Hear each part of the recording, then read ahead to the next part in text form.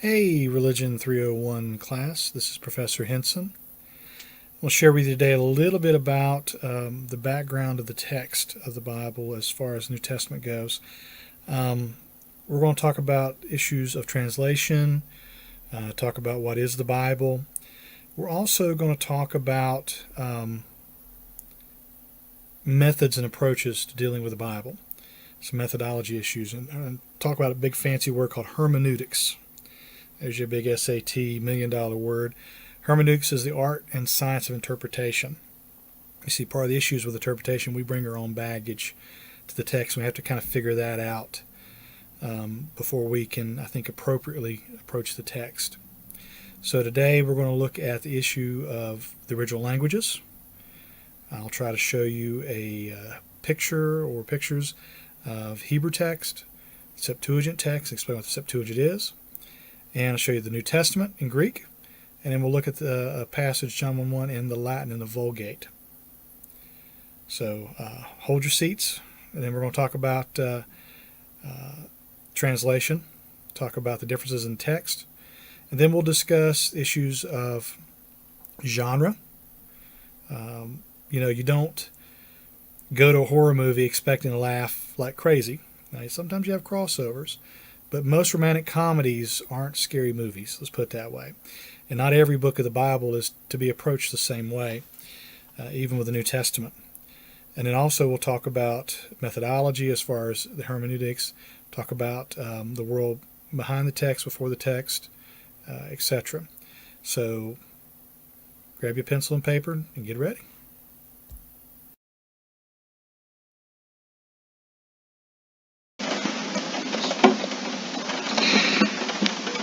Hey class, this is Professor Henson. Before you see on the screen here, you see one of my Bible software programs, Logos Bible Software, and you'll see different gobbledygook languages. In this top left-hand screen here, it says Biblia Hebraica Stuttgartensia is the academic version of a modern printed ancient Hebrew Bible. This is the Hebrew text, in other words. Bereshit bara Elohim et hashemayim va'et haaretz. Genesis 1:1. In the beginning, God created the heavens and the earth. So the Old Testament is mainly written in Hebrew. There are some Aramaic passages. But this is the language probably that a lot of the scribes and Pharisees may have known. They may have more than likely known Aramaic. This was the text of the Old Testament of their day. Another version of the Old Testament they had back in the day of Jesus was something that happened back in the BC era, during the time when after the land had been conquered by the Babylonians, a lot of Jewish people, Judeans, Judahites, I guess you could say, moved to Egypt, and Egypt at that point Egypt would eventually become ruled by members of the Alexander, his generals, the Ptolemaic Empire. That General Ptolemy took over that part of the world. So Greek became a very prominent language in Egypt. It also became a prominent language in the Mediterranean, especially around Palestine area. The Seleucids and the Ptolemies. Seleucid was one of the generals of Alexander. They were fighting over essentially a part of land. Anyway, get back to the text. Koine Greek was a common language. Koine means common. It was a language that essentially was started at the behest of Alexander the Great, who was educated by Aristotle, and it was this language was a common form of Greek that was simpler than classical Greek, and it be used as a way for Alex to unify his empire. Koine Greek was the language of the army, language of the government, diplomacy, commerce. It was spoken and written, language of the elite and upper classes. So essentially, in places like Alexandria in Egypt, the Bible was translated into Greek. And you see this Septuaginta, the Septuagint, you see the same passage, Genesis 1:1, recorded in Greek, in arche epoesin hotheas ton uranon kai tain gene. In the beginning, God created the heaven and the earth. And notice it's singular there. Now, this is supposedly, this Septuagint was supposedly 72 translators who worked 72 days, come up with this translation. It's kind of the myth and lore behind it. But it was more than likely the Bible that most Jews or Jewish people had in the rest of the Mediterranean outside of Palestine. Some may have had it in the Galilee region. There were some Greek speakers in that area, especially Decapolis. But this was mainly the Bible that Paul may have known. The early Christians in Rome may have had, in Corinth, etc. But a lot of the New Testament writers, their quotes from the Old Testament seem to be based off the Septuagint. So in many ways, the Septuagint was the Bible of early Christians. It was the Old Testament, I guess you could say, even that terminology wasn't there. In the top right-hand corner, you see the Nestle Aland New Testament. It's one of the text with academic versions of the Greek New Testament. And you find John 1:1. In arche ein hologos, kai hologos ein proston theon, kai theos ein hologos. Frog in my throat there. In the beginning was the Word, and the Word was with God, and the Word was God. And so John 1:1 is a play off of Genesis 1:1. That's why I'm showing you these different translations here. But notice that the Septuagint has in arche. Genesis 1:1 has Barashit in the beginning, and then which is in arche is a translation of Barashit in the beginning, and then John 1:1 has in arche. So John's echoing back or giving a nod to Genesis 1:1 that the Word was there at creation. This Logos was there. Now, the Bible, the New Testament especially, more than likely started out in Greek. It was the majority language of the eastern part of the Roman Empire.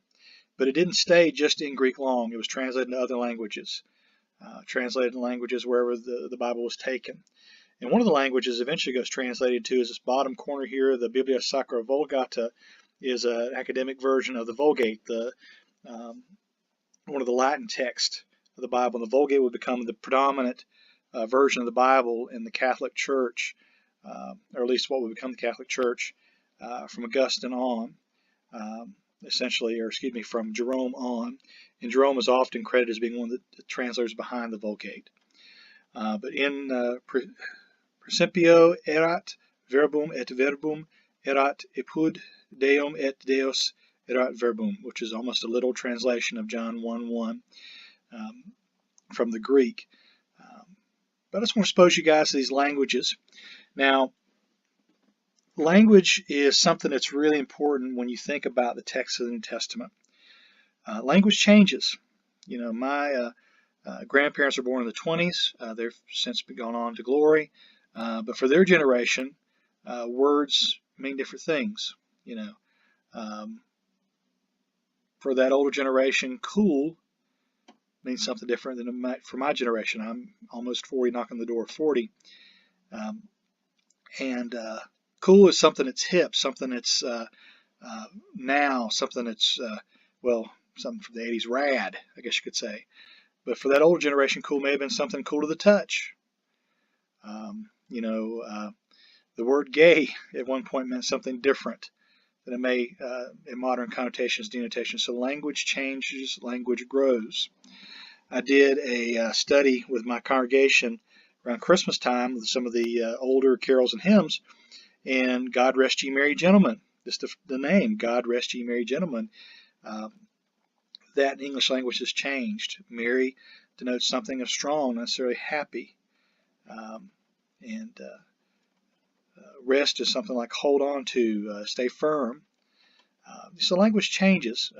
In fact, if you were to take a text of Chaucer's Canterbury Tales, that version of English, it's a modern English, is different from our English today.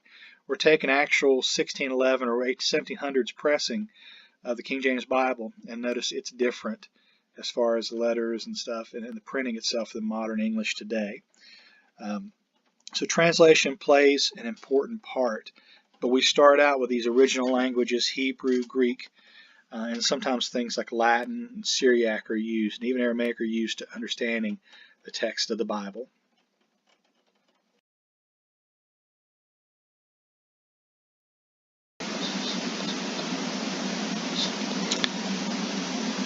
Okay, class, you'll see in front of you a little neat thing one of my Bible software programs does. It's a translation comparison. On the far left-hand side of the screen where my cursor is, you'll see the authorized version, the King James, in other words. The second column is the English Standard Version. The third column is NRSV. The fourth column is NIV. You have the Common English Bible, which has recently been done by Cokesbury Abingdon. It's mainly spearheaded by the United Methodist. You find the New Living Translation. And then today's English version, the Good News Translation. Now, the reason I have all these translations here is I'm showing you kind of a broad spectrum of translation. The thing about languages, of course, as I've mentioned, it changes over time.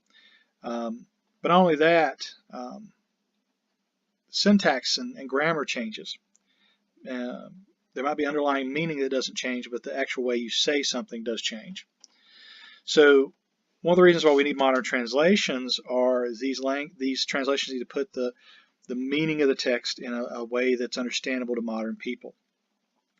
So we have a kind of a spectrum. We have one side over here with the ASV, the King James, essentially where the cursor is on the far left side, is a more very literal wooden. It's not exactly the same way the syntax, the language structure or grammar structure is of the Greek text, but it sticks more closely to that. But it doesn't necessarily make sense to us. Now, there's a few things about the King James that is of its time, like the thous and arts. There's a way of saying certain words back, hundreds of years ago in the English language. Which, by the way, thou sounds formal. The word thou and thine, especially thou, was a way of saying y'all pretty much in the 1600s. It was a very common way of saying you, thou. It sounds kind of lofty now, doesn't it? The ESV, NRSV is a little more literal, but not as literal. NIV and NRSV kind of tend to be toward the middle of the spectrum of the translation. The Common English Bible is a little more to the left, right, a little more to a different side of the center spectrum there. This side with the TEV, or excuse me, the CEB, NLT, and TEV, especially with the NLT and the TEV, this is more of a meaning over the original structure of language and literalness of the words. This is the translators are trying to go for what the text may have meant, and putting in a language that moderns can understand. You'll notice some differences there. One big difference you'll notice between the NLT and the other translations of verse 2, King James says the same was in the beginning with God. The NRSV is he was in the beginning with God. The NRSV is he was in the beginning with God. NIV was he was with God in the beginning. Even the Common English Bible, CEB, is God. The Word was with God in the beginning. Notice the CEB repeats the word. It repeats the antecedent so that he's not assumed. It's trying to put on a lower reading level. One of the things about modern translations, you have different levels of reading. NRSV tends to be a higher level of reading. ESVs tend to higher level of reading. The Common English, a lesser level of reading level. And in NLT and TEV tries to put in simpler language. Comparison, say something, high school reading level versus like an elementary school reading level. King James is kind of a high school reading level. Maybe NRSV, I'm not sure exactly, somewhere maybe middle school, maybe high school. And the TEV, NLT is more like closer try to get to elementary school level. Anyway, but notice also in the NLT in verse 2, he existed, not was, existed in the beginning with God. And so it's the translators there are trying to explain what was meant. That was is getting behind this notion of existed, was as being. Notice all these differences in translation. You've got language is trying to explain things a little more closely. Look down here in verse 6. There was a man sent from God whose name was John. Similar in ESV, similar in NRSV, similar in NIV. But you have a little difference here in Common English in verse 6. A man named John was sent from God. A little simpler language means the same thing, just a little simpler. In NLT, the New Living Translation, God sent a man, John the Baptist. Again, simple. And in the Good News, TEV, God sent his messenger, a man named John. So again, translation is a spectrum. There's different agendas. I don't say agenda in a negative way, but different frameworks going on in the translator's mind. And some of the videos you guys will watch are listed on the syllabus, and I'll put in the links there. William Mounts talks about the issues of translations. He's on two of the different translation committees, NIV and ESV. Translations have different goals they're trying to reach as far as things like reading level, clarity, trying to stick to the source text, which would be Greek in this case. All these things come into play, and one translation is not necessarily better than the other as far as more authoritative. I'm of the firm belief that all these, especially the translators I know, I've known several translators, some of them have been professors, some of them friends, who try to put the text in high reverence. Good Christian people. They're not trying to disregard the text, disrespect the text, but they're trying to help people better understand what God has to say to them through the text. And there is an art and science in interpretation and translation. Not every word is a literal translation. One of the things we'll find in the semester is noticing that references aren't always exactly what one would say. Our notion of heart is different than an ancient notion of heart. For them, the mind was not the seat of rational emotion. The heart was. Emotion was something else. The guts, the bowels. We kind of pick up on that a little bit too. Gut feeling. It kind of goes back to an ancient notion there. But language changes, euphemisms changes, phrases change, slang changes. One of the things that we'll talk about is the notion of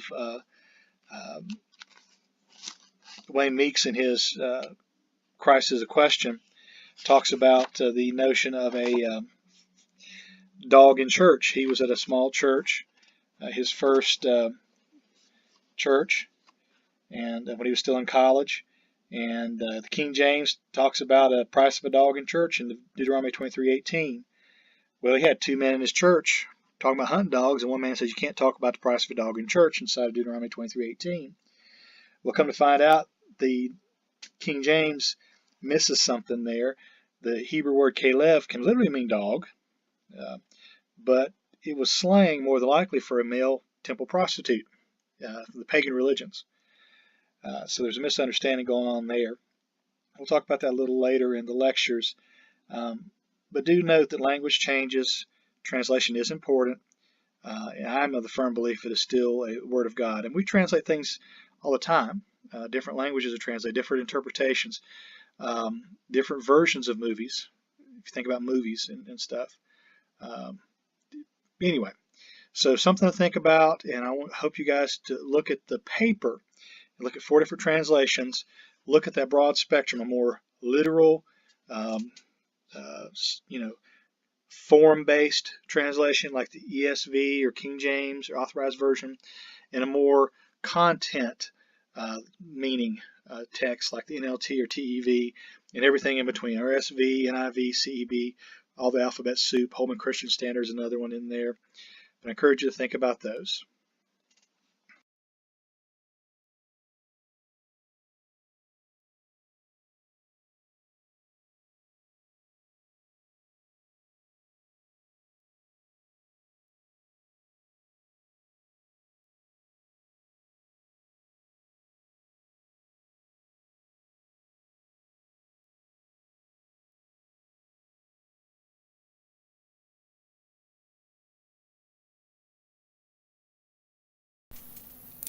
Okay, let's talk about genre. New Testament and even Old Testament are filled with different genres of books, different types of books. And you wouldn't approach Revelation the same way you'd approach the Gospels. Here's a definition of genre. It is a term that refers to different types or varieties of literature and media. As I mentioned earlier, you wouldn't approach a romantic comedy movie the same way you would a horror story. And a murder mystery normally isn't a comedy. Now, there's been some genre bending, crossover things, but for the most part, you approach different genres differently because there's different tools, different tropes, different devices, plot devices you find in these different types of genres. So let's talk about the different genres. Or first off, let's talk about gospel. You find the Matthew, Mark, Luke, and John are the Gospels we find in the New Testament. Gospel or euangelion, the Greek word, literally means good news. The word gospel comes from the Old English for that. Now, there's a question exactly is what is gospel genre closest to in the ancient world? Some would say it's closer to a history. Some would say a biography. Some would say an ancient novel. Well, as far as history goes, the post-Enlightenment idea of history or biography is very factual, very chronological. But in the ancient view, history was factual, but it's very much that notion of telling a story. Plot is important in ancient history. And our modern scholars such as Hayden White, etc., would make us rethink this notion of history being just a list of data, but it's a story that's being told. And that's kind of what the ancients would have. Some would say that the Gospels are an ancient novel. Marion Tolbert's one of those. She especially looks at the Gospel of Mark as a novel, ancient novel. There are two complete ancient novels we have. One of them's, at least some of them are like Xenophon's Ephesian Tale. There's others, but you see the difference are novels tend to be more shaped around plots than the biographical leanings of the Gospels. They're similar in ancient novels that they have dramatic episodes linked by some journeys. In the Gospels we find the crucifixions, the empty graves, stereotypical minor characters, there's use of central turning points, final recognition scenes, and the writing style of Mark is similar to Xenophon. Some, such as Garrett Tyson, would say that the Gospels are ancient biography. Biographies depict an individual life. They're very widespread in the ancient world and in pagan literature, but it's kind of foreign to Jewish literature. One exception is Philo's Life of Moses, which was written to Gentiles. Philo was a Greek-speaking Jew writing to Gentiles. Gospels, for the most part, have no other ancient Jewish writing that are exactly like them. And there are several Greco-Roman writings that are unique in this genre of biography. There's Lucian's Demonax, Tacitus Agricola, and so on and so forth. David Owney says the Gospels are a subtype of the Hellenistic biography. Some would disagree with that. Some contrast is authors not stated except for Luke for the Gospels. The names Matthew, Mark, Luke, John, etc. were added later by scribes. Now there is mention of Luke in Luke's Gospel. Not for the general public. Most of the Gospels aren't for the general public, but for Christian groups. Also, Greco-Roman biographies, the main character is a, quote, model who embodies the virtues already recognized by the writer and expected readers. That's something Hurtado mentions in his Gospel genre article. The Gospels show Jesus' significance and divine purpose, not just his virtues. So you got the Gospels. Another genre we have in the New Testament is Acts. It's more like a history, I guess you could say. Richard Purvo calls it an ancient historical novel written to entertain and to edify readers. Charles Talbert used to teach at Wake Forest and at Baylor, a good Baptist man, very kind man. Calls it a biographical successive narrative like the Lives of the Philosophers. He notes that there's the life of the founder, which would be Jesus, a description of the community of his followers, and the teaching of the community. We find that in Acts, but there's no elaborate preface like in Greek histories. It can still be a history. Genre was manipulated. It can be influenced by the Old Testament and Jewish historiography, which you find historiography in the Old Testament, such as Chronicles, and some of the writings in the intertestamental period. It's similar to Herodotus and Thucydides, and there's similar components of symposia, there's travel narratives, letters, speeches, things that we'd find in ancient history. So I'm akin to thinking that Acts was inspired by ancient history as far as a genre goes. But there is that notion of storytelling that we find in ancient history. Now, another genre, a third genre we find in the New Testament is that of letters or epistles.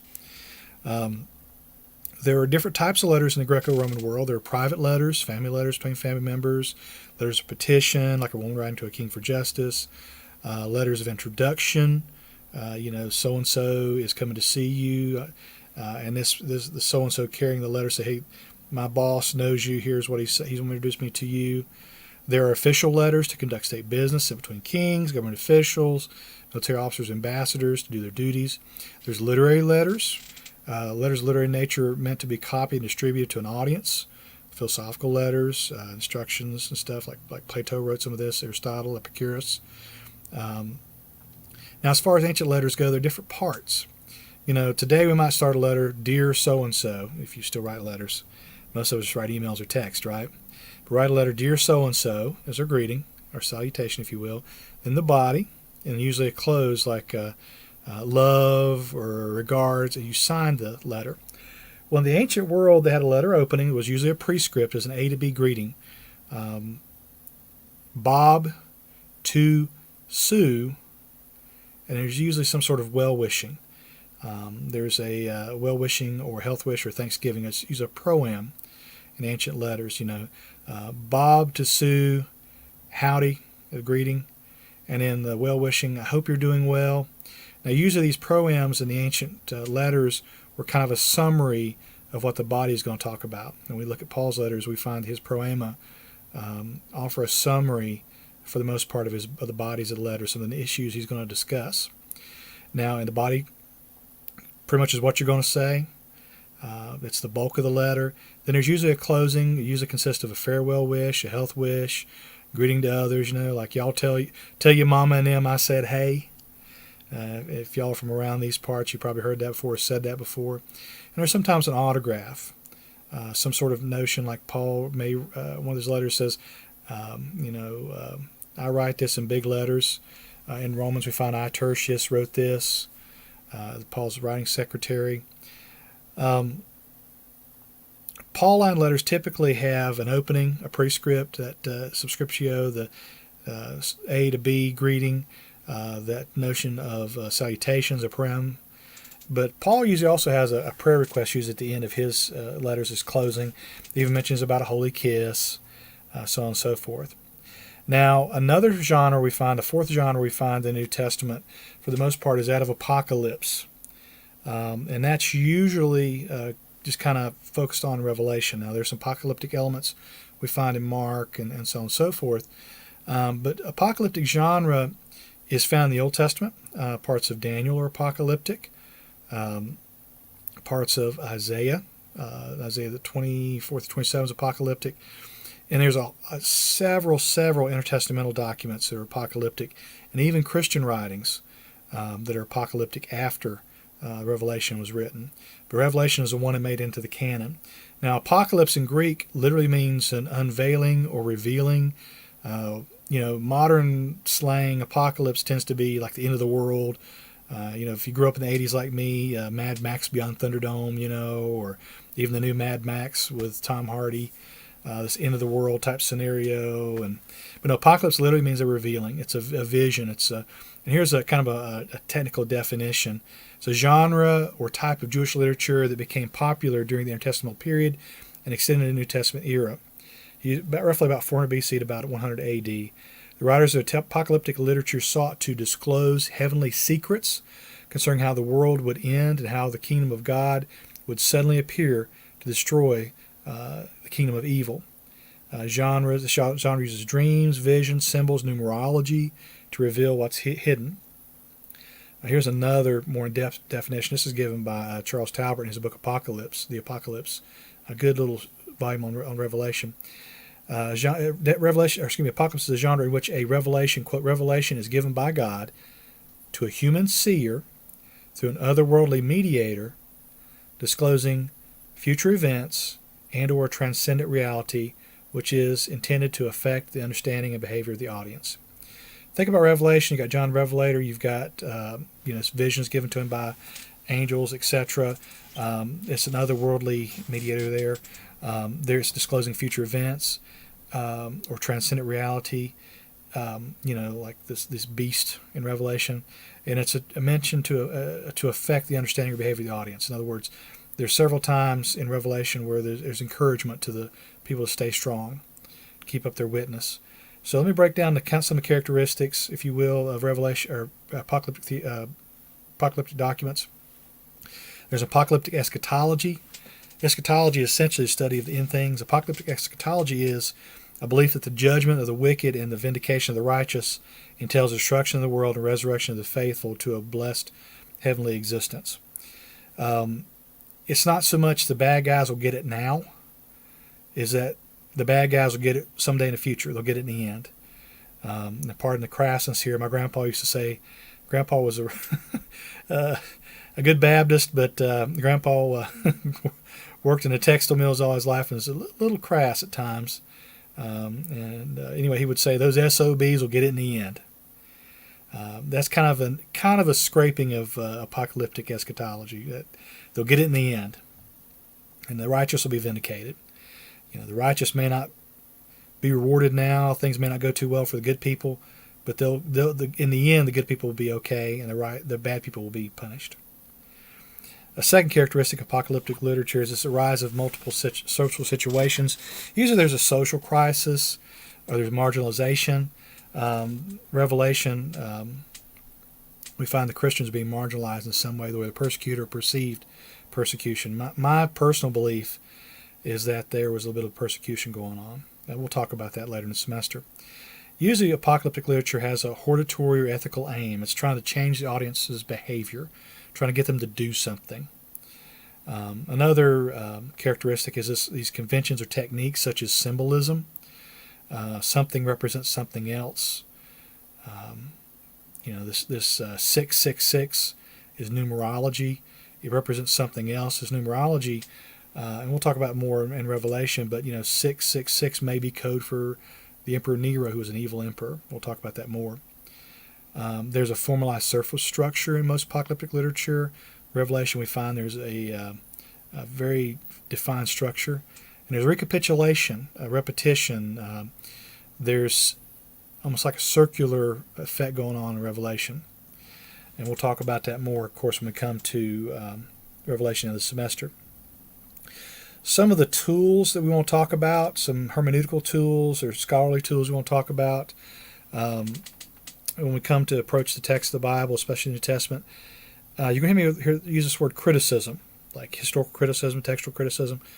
Criticism, to anybody on the street, criticism is going to be this notion of putting something down. I criticize you.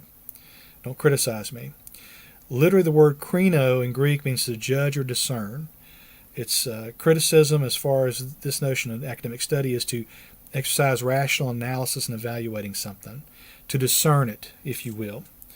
We're going to talk about issues of textual criticism. It's a lower criticism, where we're trying to establish a text. You see, the problem is we didn't have Xerox machines back when the New Testament was written in most of Christian history. So if you wanted a copy of something up until the time of Gutenberg, and even a little bit after Gutenberg, you had to copy it by hand. And while the scribes were tried their best to be faithful to copying the text correctly, sometimes they messed up. There were errors of hearing, where they, usually like a room of scribes, and there's a scribe in the front reading the text, one text, because the texts were expensive, and everybody else would copy it down. Well, somebody may have missed something. They may have misheard something. Was it this word? Was it here? H-E-R-E or H-E-A-R? So on and so forth. There's homophones. Things like that happen. Errors of sight. If a scribe had a copy in front of him and he's copying it down, he may skip a line because these people got tired. They got monotonous after a while. There's even one manuscript coming from the British Isles where scribes were passing notes or writing notes out in the margins to each other. It's a beautiful day outside, isn't it? Things like that. So we have little errors pop up in the text like that. There are unintentional errors, like errors of hearing, skipping sight. There are intentional, possibly some intentional changes too. Sometimes passages were changed to maybe look like a parallel passage. A word changed here, words changed there. For them, the text was sacred, but the notion of the meaning of the text was very sacred, more so than every word for word. You find textual critics, they sit down with these different copies, they compare. Some copies are given more weight. Those are mainly older, more reliable by this metric, are given more preference. Scholars also, the textual critics also sit down with versions, some translations like the Syriac, the Latin. They also sit down with lectionaries, where the reading text for church day, portions may have been copied down or talked about. Um, you know, I've done this with churches and I've done this with classes. If you think about it, you get a group of people in a room, you go to the very back of the room, and you say something in the person's ear. I think one time I did one of my congregations, and I started out, I'd just gotten married or something. I was like, Chandra is pretty. And it passed through about 50 people or so and got to the front of the church. And, somebody whispering ear to ear type thing got passed along like a telephone type game. And by the time I got to the front, I forget what it was, but something totally different, like my hair looks nice. Something crazy, because we mishear things. Like any good rumor, right? We misunderstand things, or we pass things along incorrectly. It's kind of germane to the discussion of textual criticism. There are other criticisms, like historical criticism, which is an effort to reconstruct the historical context and meaning of the text. It's important to look at the language, the idioms, the customs, the history of the text. What custom is involved, what's the logic behind it, what's the meaning for the intended readers. There's a great book called Motel of Mysteries that one of my professors in grad school presented to us when talking about archaeological finds. You could find something in the desert, but you have to give it context. And this book is kind of a tongue-in-cheek archaeological book. It's got drawings in it. And, what if a motel from the 20th century was unearthed after, thousands of years in the future? And what would they think of? They think that the toilet was worshipped as a god. Things like that. Archaeological finds need context. What if an archaeologist from the future found a Hummer buried in the sand? Would they assume that it was some sort of home? We know it's a car, right? So it means a conveyance. But, history needs context. You're reading somebody else's mail when you read the New Testament, so we need to try to understand a little bit what was going on in that time period. Ask why. Ask how. What cultures, what customs are involved. Another type of criticism is source criticism. Source criticism, for the most part, looks behind different sources of the text. Are there oral sources? Are there written sources? The Gospels, for the most part, were written down maybe a generation or two after Jesus, or at least a few decades after Jesus. Were there oral sources that passed around so many stories? Because, Luke wasn't there. Who told him if Luke wrote the text? If Matthew wrote the text, there's stuff that he may not have been there for. So who told him? But a lot of scholars theorize that there are oral sources, stories that are passed along. It's a very oral society as opposed to written society. In fact, even Philippians, we find the Christ hymn, the Christus hymnus, talks about Jesus emptying himself and becoming human. That may be an ancient hymn that Paul incorporated, an early hymn in the Christian church he incorporated into his text. Form criticism looks at different kind of subgenres for the most part. Redaction criticism is one of my more fun type of criticism. Source criticism and form criticism try to take the text apart, see the smaller pieces. Redaction criticism looks to see how pieces were put back together like a puzzle. Redaction criticism especially is important for the Gospels, Synoptic Gospels, Matthew, Mark, Luke, and John, because they share a lot of the same material, but they put it in different context. Matthew chapter 5 has a Sermon on the Mount. Well, Luke has some of the same material in the early part of his gospel, but there's different context to it. And blessed are the poor in spirit in Matthew, blessed are the poor in Luke. Kind of like any good preacher or teacher, these guys use these stories of Jesus, these words of Jesus, to fit a message, overall message that they had for their audience of their day. So they're, just like a good preacher is going to preach a text, but they're going to try to relate it to the audience of the day, because they know the audience. They know, a good preacher should know his congregation, his or her congregation, and know what they may need for that day. Of course, the Holy Spirit usually works despite us, right? Because I never get it right. Canonical criticism, another criticism, tries to look at the final form. There's narrative criticism, which looks at things like plot devices, kind of a new literary criticism, character development, things like that. There's rhetorical criticism, looks at rhetoric in the text, That's very important when we look at things like the letters of Paul, even the Gospels, but the letters of Paul especially. Social criticism, where we find sociological techniques and brought to the text. All these different criticisms are important, but it brings us to these three worlds. If you don't take anything home about these, or at least store anything in your mind about these criticisms, Raymond Brown talks about three worlds that we need to deal with when we deal with the text, especially New Testament. Raymond Brown was a Catholic scholar, wrote wonderful volumes. But he talks about the world behind the text, the world of the text, and the world before the text. Again, that's the world behind the text, the world of the text, the world before the text. The world behind the text is the actual historical events of what's going on. What Jesus actually did, what Jesus actually said, happened in the 30s AD. Okay?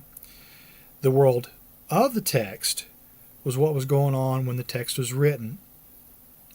Matthew's gospel was probably written after the fall of the temple in Jerusalem, around after 70, and it was very critical of the scribes and Pharisees. Matthew's more harsh on the scribes and Pharisees than any of the other gospels, causing broods of vipers, for crying out loud, whitewashed tombs. That probably has something to say, because they're emphasized in Matthew's gospel, has more to say about Matthew's congregation. He's writing to their congregations, their relation to Judaism and their tension with the synagogue, the Jewish synagogues, the Jewish temple, places of worship. So that's the world of the text. So again, the world behind the text is actual historical events, what Jesus actually did, what historical Jesus actually said, what Paul actually did, what Paul actually said. The world of the text is very important in the Gospels, because if the text is written down a few years after the event, what was going on in the life of the writer and the audience at that time. Just like I mentioned earlier, the notion of the Crucible, Arthur Miller play. The Crucible is literally set in the Salem witch trial era and colonial America, and has a lot to say about Salem witch trials. But what Miller was trying to do in the 1950s was comment more on the Red Scare, the communist Red Scare of the 1950s, and people getting blacklisted and banned and interviewed for congressional hearings. He was trying to say more about that than he was the actual history of the Salem witch trials. So whenever you read any text, you have to think about these different levels here. What was going on in the life of the author, what was going on in the text that the author is talking about, if it's historical type inspired work. Those come into play.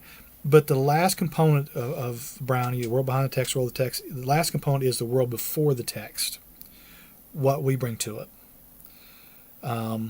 There's a big debate in literary criticism and literary studies, especially post-60s, a Telquel group out of France, Derrida, Barthes, Kristeva, that bunch, of where is meaning in the text. Does the text mean anything? I won't bog you down in all that mess, but one thing that's really important in new literary criticism is think about what we bring to the text, what baggage we bring to the text. Whether we realize it or not, we may look at the biblical canon, but we may claim it's the Bible if we're Christian people, and it's important. All of it's important for us. But when's the last time you read from Zechariah? When's the last time you heard a sermon from Zephaniah? When's the last time Jude was preached in your church, or you read that for a devotional? We pick and choose certain passages that we feel are more germane to us in our life setting. Also, some other baggage we bring to the text. One of my pieces of baggage is I grew up in a single-parent home with no father. So when I read text about God as Father, especially when I was a teenager, it was rough for me to do that, because I didn't have a father example, really, other than my grandfather and my older brother. So, my father let me down, so, what does it say about God? So that's baggage I had to deal with when I looked at the text. So we have to think about that, what's going on in our world, what's going on in our life, what do we read into the text. There's two big words here when you think about is eisegesis and exegesis. Exegesis is not extra Jesus. Exegesis is what we read out of the text. The Greek prefix ex means out of. Eisegesis is what we read into the text. We read something in a text, something that may not be there. It's things we want to see. I want this class to be more of exegesis. What does the text mean on its own merit and on its own means? What does the text actually say? What did it mean to the original audience? What is the literary devices? Then we can see what it applies to us. Okay, that's basic literary type stuff, and I want us to think about that as we look at the text. Whereas most of Christian church, especially evangelicals, look for the importance of the biblical text upon the person of the day, most scholars seek to understand the text in light of history, of the text and the cultures of the day and its literary nature. Scholars look at biblical text alongside archaeological evidence, historical records, socio-anthropological evidence, even other religions and mythology of the time. There was a parallel religions in Greco-Roman world somewhat similar to Christianity, with the God died and came back to life. We have to look at things like that, Mithraism, and I'm recording this around the Christmas time, and Saturnalia was a holiday in the Roman Empire, and Christians started celebrating the Jesus' birthday as a counter voice to Saturnalia, this holiday, even though Jesus was probably born in spring or so, not necessarily around December 25th. Anyway, from a literary perspective, scholars take into account literary structure, genre of the work, possible editing, molding, shaping of the text, putting those puzzle pieces back together as mentioned earlier. Here's a really good illustration of of the historical criticism, the criticisms, the understanding the text on its own merit. Wayne Meeks, in his book Christ is the Question, in chapter 5, verses 101 through 107, mentions Deuteronomy 23:18. You see, Dr. Meeks, as an undergraduate in college, needed some money, felt called to ministry. He started pastoring a small rural congregation. Couldn't afford to pay much. Small country folks, simple people, people I grew up with. One day a man was talking to another man about his prized coon dogs. And one of them just had pups. And the other guy asked, well, how much are you going to sell your pups for? The first man responded, the Bible says not to talk about the price of a dog in church. Did you know that? Well, over in Deuteronomy 23:18, you shall not bring the wages of a harlot or the price of a dog to the house of the Lord your God for any valid offering. That's the New King James. King James is very similar. You see, Meek laments that if he had been a little more seasoned and looked at the context a little more of the verse, he would have known what the man was referring to. He would have been able to respond properly. You see, a literal reading of Scripture sometimes doesn't give us clarity of what's going on. The verse mentions prostitutes, whores, harlots, and dogs in the same verse. Well, come to find out, the Hebrew word kalev in Deuteronomy 23:18, some contexts means dog, a literal arf dog. But in some places it was slang for a male sacred prostitute that some religions had, such as the Canaanites. They practiced some ritual sexual things with their worship. Well, that's what Deuteronomy 23:18 is talking about, that sacred prostitute, not a arf, come here, Fido dog. Without understanding the language and the context, that's missed. My goal is for you as a class, especially those who are Christians, to look at the text as faithful Bible investigators. Ask questions of who, what, when, where, why, and how. Look at the ancient context. Look at the differences in the text, the contours of the text. Examine it. Don't just look at the literal textual level. Look at that, but don't just look at that. Look at sub-meanings behind it. Look at the history behind it. Look at things in context. One of my favorite TV shows, and I'm a nerd, is Star Trek. Now, of course, I'm the Next Generation type of fan, but in the original Star Trek, if you look at it, in the context of the 1960s, it was pretty brazen to have such a diverse group of people working together on a starship. You had Sulu, a Japanese man. You had Uhura, a black woman. You had a Jewish man, Leonard Nimoy, playing Spock. and you had a Canadian, playing Captain Kirk, James Tiberius Kirk, Shatner in that toupee or not toupee. That is the question. That TV show, in its context of the 1960s, in the midst of cultural revolution, a social revolution in some ways, means so much more than just watching the show today and not having that context. Just like The Crucible, looking at it, that play, in light of the Red Scare, gives it so much more meaning. I want you guys to look at the text of the Bible, how some of the ancient people and peoples throughout Christian history may have read the text, to see some meaning in it. We're reading somebody else's mail, people. God allows us to read that mail, and God speaks to the text. Don't get me wrong, God speaks to the text. But I think God speaks ever so more clearly if we investigate like we should. This class may challenge your faith, but if you lose your faith because of this class, I wonder if it was really a faith at all. I think a good faith that's able to weather the storm, you're able to examine and look at things and maybe question. We find in the Old Testament, especially in the Psalms, there are questions of, how long, O Lord? But they're responsible questions. That's what I want us to have this semester, responsible questions. And if you're not a Christian, I want you to examine the text, dissect it, but don't dissect it like you would a dead corpse. Remember that this Bible is sacred to many people, and it's important. It's a living, breathing text to some. If I can continue with the metaphor of the body. Cheers.